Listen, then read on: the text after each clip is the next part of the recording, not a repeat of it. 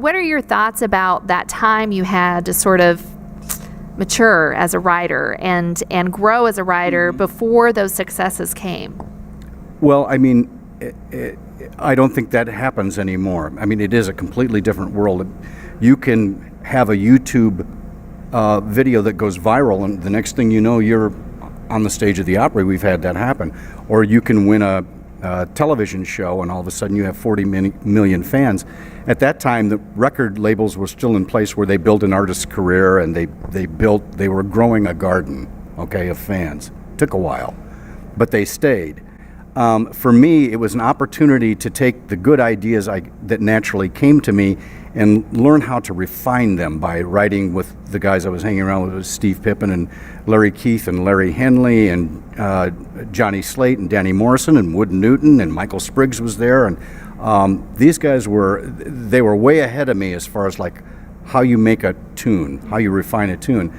But they were also willing to work with you. So what it did was it was like being able to play AA, AAA ball and finally get up to the bigs. You know, you refine what it is you were doing. I'd go with like something I thought was a great idea, a great melody, and they'd say like, you know, if we took this and knocked that off there and turned this somewhere, we'd have a smoother way of getting to the chorus. And I go like, yeah, that makes sense.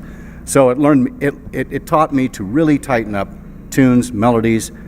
It taught me the craft, as they say, of songwriting. I learned it from those people. You know, I didn't make it up myself. I wasn't born with the gift like, poof, here's a song, you're brilliant. I didn't have that. I think you heard me talk about this before, that like I just had to kind of outwork everybody. I outworked people. It's how I got here and stayed. Yeah. I just outworked them. And when I had an opportunity to spend time around these guys and this creative environment, I sucked it up. You know, I absorbed it. When I was given advice, I took it, even if I was resentful.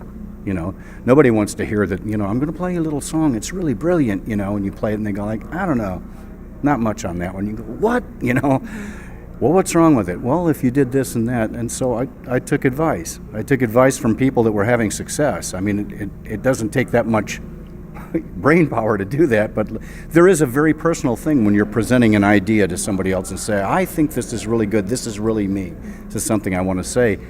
You take it personal when they say like, that's not really very good, is it? You know, and here's why. But there was a lot of that, and they were right. I look back on my early tunes. I have tapes of bands I was in that I thought were as good as anything, and I listened back to them and it wasn't very good at all. You know, we were learning, we were getting better, but we weren't there.